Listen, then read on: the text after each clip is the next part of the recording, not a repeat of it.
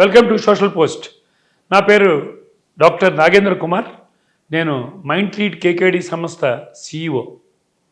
ఇవాళ ఇంటర్వ్యూకి వెళ్ళే ముందు మనం ఎలా ప్రిపేర్ అవ్వాలన్న విషయం తెలుసుకుందాం. సాధారణంగా మనకి ఇంటర్వ్యూ వచ్చినప్పుడు ఒక కాల్ లెటర్ వస్తుంది, లేదా ఈ రోజుల్లో ఈమెయిల్ వస్తుంది, లేదా ఒక ఫోన్ కాల్ వస్తూ ఉంది. వచ్చినప్పుడు పలానా రోజున మీరు ఇంటర్వ్యూకి ప్రిపేర్ అండి. ఇది నేను ఆఫ్లైన్ ఇంటర్వ్యూ గురించి మాట్లాడుతున్నాను, ఆన్లైన్ ఇంటర్వ్యూ గురించి కాదు. ఆఫ్లైన్ ఇంటర్వ్యూ ఉన్నప్పుడు ప్రజెంట్స్ అంటే మనం అక్కడికి వెళ్ళి మనం ప్రజెంట్ చేసుకోవాలి కాబట్టి ఆ ఇంటర్వ్యూకి మనం ప్రిపేర్ అవుతున్నాం. ముఖ్యంగా మీరు చేయాల్సిన పని ఇంటర్వ్యూకి ప్రిపేర్ అయ్యే ముందు ఏంటంటే, మీ కాల్ లెటర్ వచ్చినప్పుడు కానీ, లేదా మీకు ఒక ఫోన్ కాల్ వచ్చి పలానా రోజున ఇంటర్వ్యూ ప్రిపేర్ అవ్వడానికి, ఇంటర్వ్యూ అపేర్ అవ్వడానికి మిమ్మల్ని రమ్మని పిలిచినప్పుడు మీరు ఏం చేయాలంటే, ఆ అడ్రస్ ఎక్కడుందో మొట్టమొదటిసారిగా మీరు తెలుసుకోవాలి. ఎందుకంటే మీకు ఒక టైం అంటూ ఇస్తారు ఇంటర్వ్యూకి.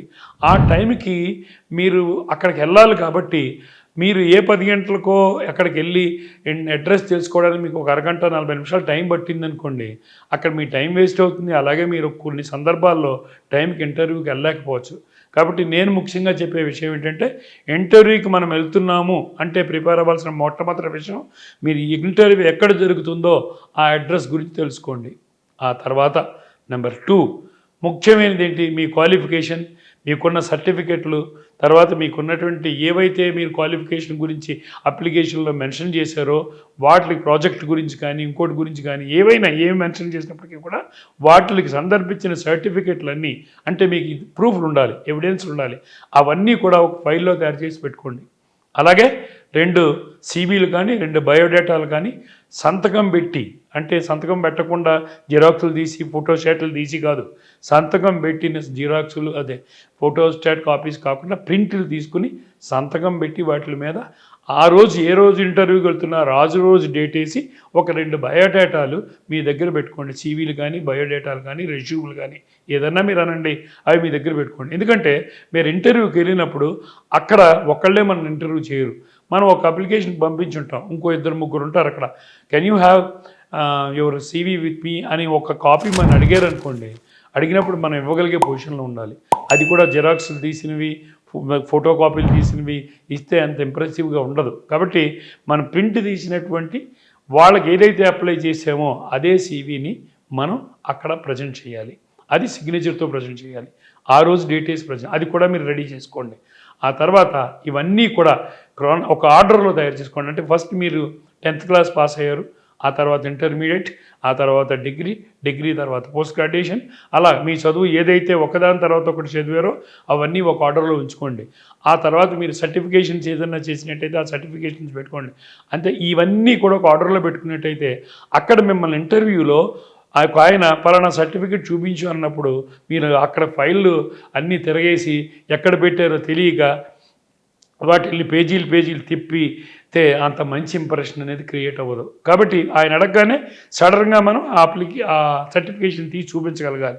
Can you show your 10th class marks అన్నారు అనుకోండి, మనం ఆర్డర్లో పెట్టుకున్నాం, మనం ఎలా పెట్టామో మనకు తెలుసు కాబట్టి చక్కగా దాన్ని ప్రజెంట్ చేయడానికి మీకు ఆ ఫైల్లో క్రొనలాజికల్ ఆర్డర్ అంటాం, అంటే ఒకే ముందు నుంచి ఎప్పుడు 10th తర్వాత ఇంటర్మీడియట్ అలా ఆర్డర్లో తయారు చేసి అవన్నీ పెట్టుకోండి.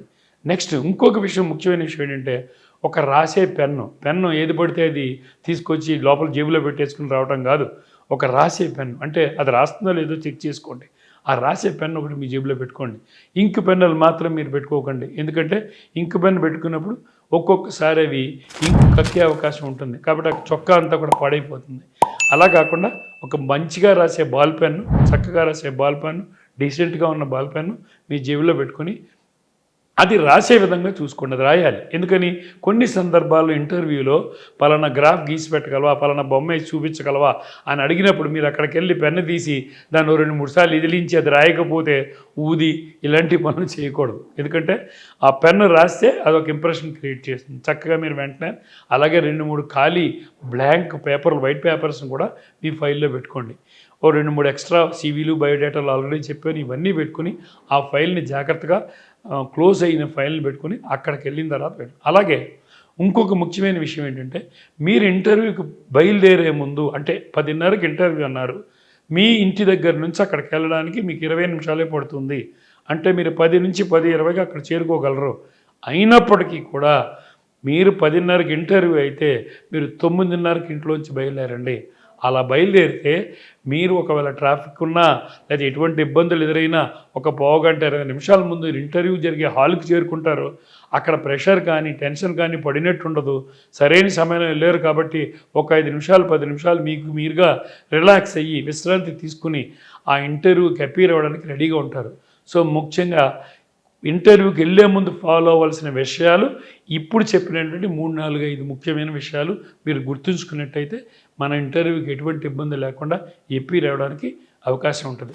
మరొకసారి మరొక పోస్ట్లో మరిన్ని వివరాలు తెలుసుకుందాం. Thank you. నమస్తే. ధన్యవాదాలు.